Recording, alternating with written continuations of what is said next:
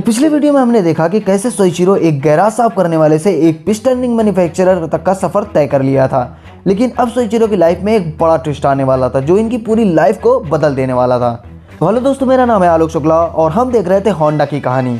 तो आगे बढ़ते हैं होंडा की कहानी की तरफ कि क्या था वो ट्विस्ट जिसने सोइचिरो की लाइफ को बदल कर रख दिया। लेकिन उससे पहले अभी तक वीडियो को लाइक नहीं किया तो लाइक करके अपने दोस्तों के साथ शेयर कर दो और ऐसे ही नॉलेजेबल वीडियोस के लिए सब्सक्राइब कर लो। तो ये टाइम था वर्ल्ड वॉर 2 का। जापान और अमेरिका आपस में लड़ रहे थे।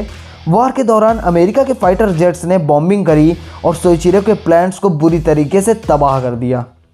सोइचिरो इससे रिकवर कर ही पाते कि हिमामात्सु एरिया में एक मेजर अर्थक्वेक आता है और उनका प्लांट पूरी तरह से तबाह हो जाता है। वॉर के बाद वो और उनका देश बर्बाद हो चुके थे। सोइचिरो वापस जीरो पर आ चुके थे और सोइचिरो ने अपने बचे कुचे एसेट्स को 4.5 लाख येन में बेच दिया और काम से ब्रेक ले लिया। तभी उनको जापान आर्मी का एक जनरेटर मिला जिसे आर्मी अपने वायरलेस रेडियोस चलाने के लिए यूज़ करती थी।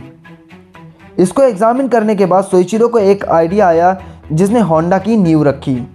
दरअसल वॉर के बाद फ्यूल का दाम काफ़ी ज़्यादा बढ़ चुका था जिसकी वजह से लोगों को साइकिल से ही आना जाना पड़ता था। सोइचिरो का प्लान था साइकिल को मोटराइज्ड करने का। इसी के चलते उन्होंने होंडा टेक्निकल रिसर्च इंस्टीट्यूट की शुरुआत की। अपनी स्किल्स का यूज़ करके इस मिलिट्री इंजन को मॉडिफाई किया और साइकिल में फिट कर दिया जिससे कि एक अफोर्डेबल मोटरसाइकिल बनकर तैयार हो गई और ये इंस्टेंट सक्सेस साबित हुई। लेकिन प्रॉब्लम ये थी कि उनके पास सिर्फ 500 इंजन थे और डिमांड काफ़ी ज़्यादा थी और ये मिलिट्री इंजन भी पेट्रोल से चलते थे और पेट्रोल काफ़ी महंगा था। तो फिर क्या था, सोइचिरो ने अपना खुद का इंजन बना डाला जिसकी खास बात यह थी कि इनको चलाने के लिए 100% पेट्रोल की ज़रूरत नहीं थी। ये रेसिन और पेट्रोल को मिक्स करके जो ऑयल बनता था उससे भी चल सकती थी और ये जुगाड़ू मोटरसाइकिल बहुत बिकी। तभी सोइचिरो ने एक प्रॉपर मोटरसाइकिल बनाने का सपना देखा और तभी शुरू हुई होंडा मोटर कंपनी। केवल 1 साल बाद 1949 में अपनी पहली कंप्लीट मोटरसाइकिल सोइचिरो ने बना ली और इसका नाम रखा ड्रीम। लेकिन ये फेल हो गई। इसकी स्पीड और लुक्स काफ़ी अच्छे थे लेकिन ये उतनी ही हैवी और एक्सपेंसिव भी थी जिसकी वजह से ये फेल हो गई। तभी उन्होंने मिडिल क्लास के लिए बाइक बनाने की ठान ली और 1952 में सोइचिरो ने कब नाम का एक इंजन बनाया जो था तो छोटा बट उसमें काफ़ी ज़्यादा पावर थी। इसी इंजन के कारण उन्हें जापान का ब्लू रिबन अवार्ड भी मिला था। इंजन बन चुका था, बारी थी मोटरसाइकिल बनाने की। तो उन्होंने पूरी दुनिया घूमकर एक्सपर्ट से मिलकर रेवोल्यूशनरी बाइक बनाई जिसका नाम था सुपर कब। सुपर कब अफोर्डेबल मोटरसाइकिल थी, इसके चलते इसने सारे कंपटीशन को किल कर दिया और होंडा जापान में नंबर 1 कंपनी बन गई और कई देशों में एक्सपोर्ट करना भी शुरू कर दिया और होंडा 1960 में नंबर 1 ब्रांड बन चुकी थी। लेकिन अभी भी सोइचिरो का बचपन का सपना बचा हुआ था, खुद की कार बनाने का। 1960 में टोयोटा, निसान और सुजुकी जैसी कंपनीज थीं जो कार मार्केट को रूल कर रही थीं। सोइचिरो को सबने मना किया लेकिन वो मन बना चुके थे। सोइचिरो ने काफ़ी टाइम और पैसा खर्च करके 1963 में अपना पहला 4 व्हीलर लॉन्च किया और ये कोई कार नहीं थी बल्कि T360 नाम का एक पिकअप ट्रक था।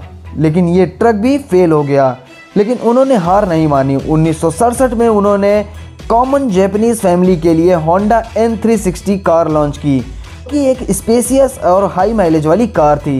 लेकिन उसकी यूएसपी में था उसका प्राइस।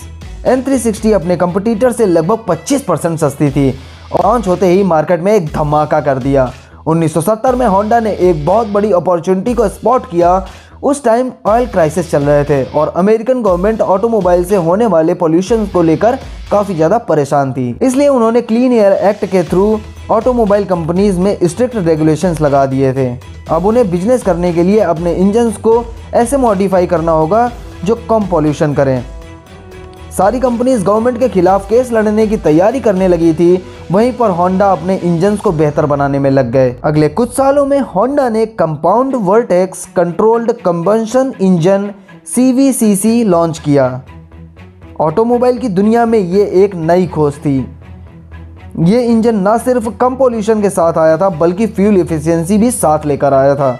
होंडा ने 1975 में इसी इंजन के साथ अपनी होंडा सिविक को लॉन्च किया जो कि कस्टमर और गवर्नमेंट दोनों की नीड को पूरा कर रही थी।